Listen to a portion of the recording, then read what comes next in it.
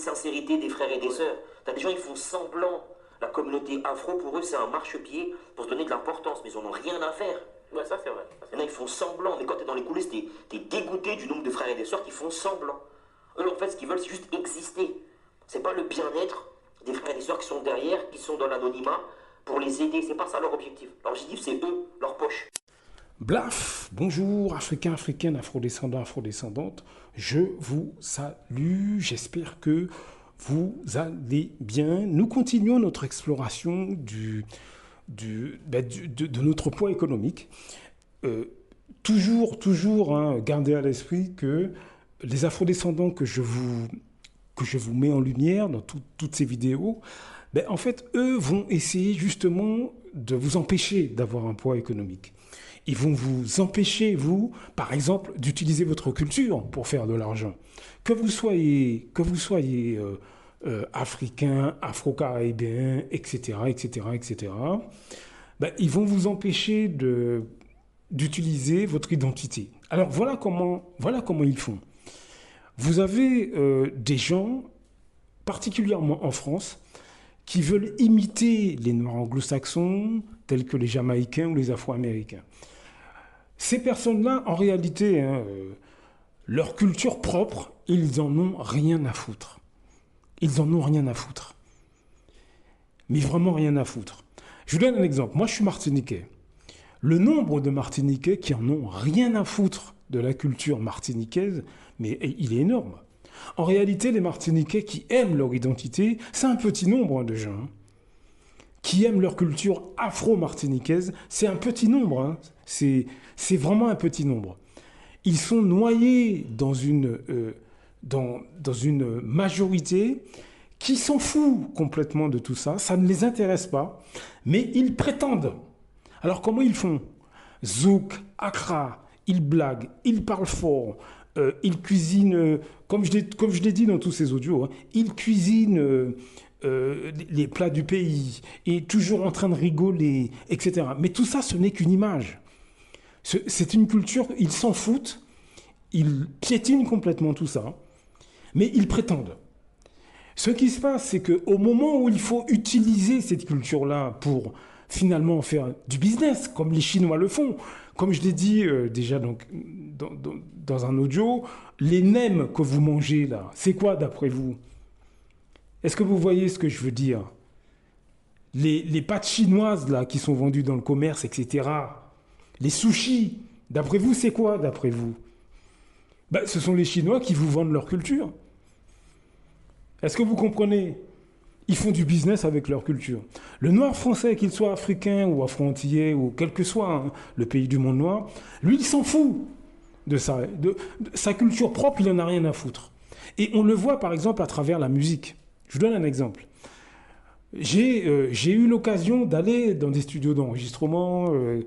Je suis pas vraiment artiste, mais je fais un tout petit peu de musique. Ça m'est arrivé d'y aller. Et j'ai vu comment beaucoup d'artistes antillais fonctionnent. Eux, ce qu'ils veulent, c'est américaniser la musique martiniquaise.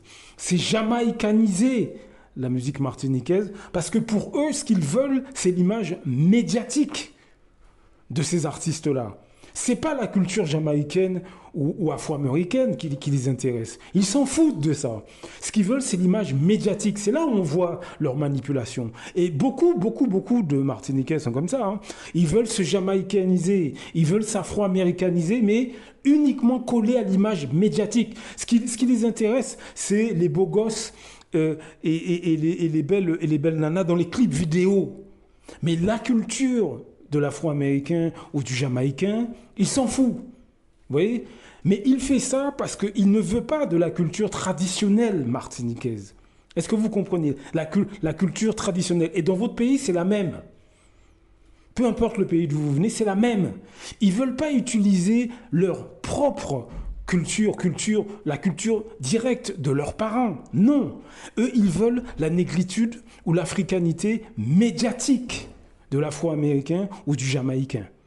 Eh bien, c'est ça qui nous cause problème. On ne se sert pas de nos racines propres pour créer des produits et vendre aux autres. Nous, on veut jamaïcaniser nos produits. Nous, on veut américaniser nos produits. Nous, on veut européaniser nos produits. Est-ce que vous comprenez? Tout simplement parce que dans le cas des Martiniquais, ceux que je décris, qui font partie de cette catégorie d'afrodescendants qui n'a que du mépris pour le monde noir, mais du mépris, mais à un niveau que vous n'imaginez pas. Et ces gens-là, en fait, nous trompent.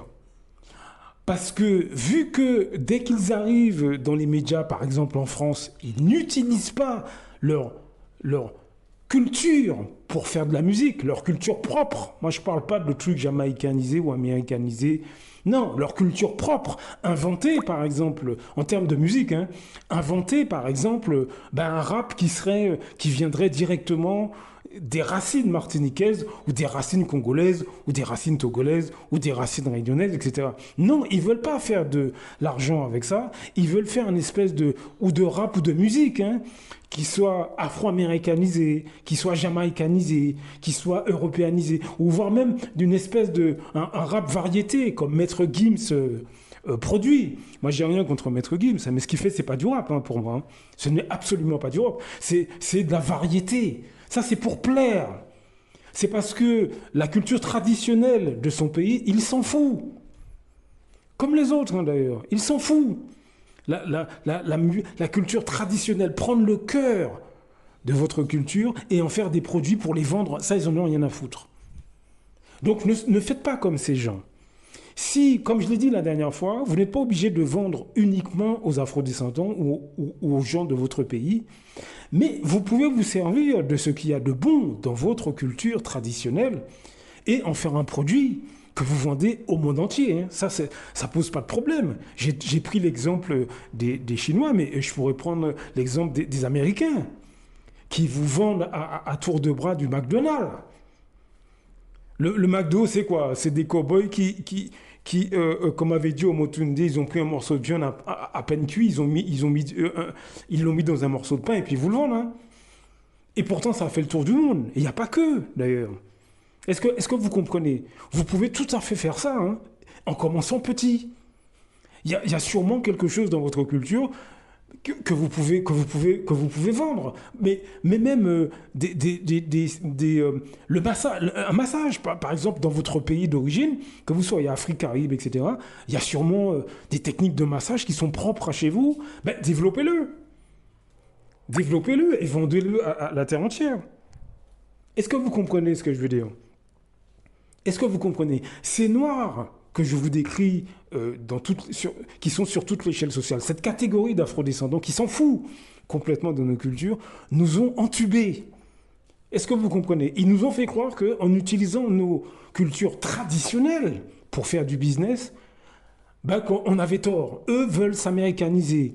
Eux veulent se jamaïcaniser dans le cadre des Martiniquais. Mais je suis sûr que dans votre pays, c'est la même. Eux veulent s'européaniser. C'est mieux d'avoir les cheveux blonds sur sa tête. C'est mieux. C'est beaucoup plus vendeur. Et pourquoi pas avoir les cheveux naturels alors? Vous voyez ce que je veux dire? Ils nous ont fait comprendre que, par exemple, vous avez peut-être, vous parlez une langue africaine. Vous pouvez découvrir que beaucoup de gens dans les pays d'Europe veulent apprendre la langue, pourquoi pas donner des cours payants, bien évidemment. Est-ce que vous comprenez ce que je veux dire? Ces Noirs intégrés, si vous voulez, c'est par leur intermédiaire que le système nous casse économiquement. Parce que, vu qu'on côtoie ces gens dans notre quotidien, ils sont parmi nos familles, parmi nos amis, on a tendance à se laisser influencer par ces personnes qui sont malveillantes. Et ne pensez pas que c'est inconscient, leur malveillance. Non, ils sont tout à fait conscients. Il y a peut-être une petite partie d'entre eux qui sont inconscients, certes, mais la majorité sont totalement conscients. C'est de la négrophobie, c'est du dédain. Est-ce que vous comprenez? C'est du mépris. Mais ils nous font croire que en mangeant, dansant comme nous, en écoutant nos musiques, etc., qu'ils sont de notre côté, alors qu'ils ne le sont pas. D'après mes observations, ce que je vous dis, ce n'est pas de l'imaginaire, c'est ce que j'ai vu. Ce qui fait que quand vous voulez lancer quelque chose, eux ne viennent pas chez vous. Vous ouvrez un restaurant, ils ne viennent pas. Vous montez un service, ils ne viennent pas. Vous ouvrez une entreprise, ils ne viennent pas. Mais ils vous font croire qu'ils écoutent du jazz ou de la musique jamaïcaine ou du gospel, etc. Ils vous font croire qu'ils sont blacks. Mais alors que même le terme black, c'est une ineptie. Si vous êtes en France, pourquoi on utilise le terme black pour parler de nous? Et ces gens-là l'utilisent sans aucun problème. Est-ce que vous voyez la supercherie de ces gens-là? Donc, recentrez-vous. Si vous voulez vendre, pourquoi pas, des choses... regardez, si vous voulez prendre cette route de vendre des produits de chez vous au monde entier, mais écoutez, vous pouvez faire de l'import-export, par exemple. Est-ce que vous comprenez ce que je veux vous dire? Il y a peut-être... alors, il y a le beurre de karité pour les pays d'Afrique, mais il y a beaucoup d'autres choses que vous pouvez vendre au monde entier. Formez-vous. Formez-vous sur ces questions-là. Vous avez des jeunes qui forment sur ces questions-là. Donc, il s'appelle Alain Samavo ou Alain Samevo, quelque chose comme ça. Regardez, ils font beaucoup de vidéos sur la Chine. Là aussi, ça peut être un créneau. Est-ce que vous comprenez ce que je veux dire? Vous avez, si vous parlez anglais, vous avez le docteur Arnett, Harnet, qui offre des formations sur... bon là, c'est plus, si vous parlez anglais, pour importer des produits from Africa, imported product from Africa, imported products from Africa. Donc, faites des recherches. Ou elle, c'est très bien parce que elle a ciblé les produits qui sont en demande dans les pays d'Europe. Vous voyez ce que je veux dire? Ils sont en demande. J'essaierai de vous mettre le lien. Elle a ciblé des produits qui sont en demande dans les pays d'Europe, mais des produits qui viennent d'Afrique. Est-ce que vous comprenez? Donc arrêtons de suivre ces Noirs bien intégrés qui savent comment il faut être Noir américain, qui savent comment il faut être jamaïcain, qui savent comment il faut être clair de peau, mais en fait qui ne nous apportent rien. Faut les laisser dans leur délire. Faut laisser ces gens se croire supérieurs à ceux qui cultivent leur culture traditionnelle. Vous voyez comment on s'est fait avoir par ces gens? Est-ce que vous comprenez comment on s'est fait avoir par ces gens depuis des décennies? Depuis des décennies, ces gens nous mènent dans la mauvaise direction. Mais pourquoi? C'est parce qu'ils sont au sein de nos familles, parmi nos amis, et on suit, parce qu'ils nous harcèlent au quotidien, ces gens-là. Vous ne vous rendez pas compte, mais ils vous harcèlent. Ils vous font comprendre que vous êtes... c'est pas bon, quoi. Si vous gardez votre langue traditionnelle, vous êtes un arriéré. Je me souviens, les Martiniquais, et demandez ça à n'importe quel Martiniquais qui a entre 50 et quelques années. Les Martiniquais, moi, je me souviens, quand je suis arrivé en France, ils insultaient les gens qui, comme moi à l'époque, arrivaient en Martinique et on avait un accent martiniquais que j'ai perdu depuis, puisqu'avec les années en France, etc. Mais ils nous appelaient des typiques pour se moquer de nos manières, de nos attitudes, de nos façons de parler, etc. Pour bien nous faire comprendre, vous êtes des arriérés. Les jeunes Africains, je me souviens à l'époque, appelaient les blédards, les gens qui venaient du pays. Vous voyez, c'est... Donc, demandez, vous allez voir. Donc voilà, donc faites attention.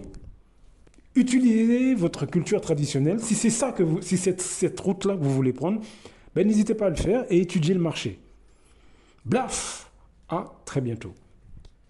Beaucoup d'Africains se lèvent contre des autres Africains. C'est généralement à travers la corruption. L'Europe, l'Occident le sait. La meilleure façon de faire tomber un Africain qui se lève pour les intérêts des Africains, il faut aller corrompre ses amis ou ses compatriotes. C'est comme ça, c'est toujours à cause de l'argent. Celui qui a fait tomber son car, elle a fait pourquoi? C'est parce qu'il voulait être son car à la place de son car.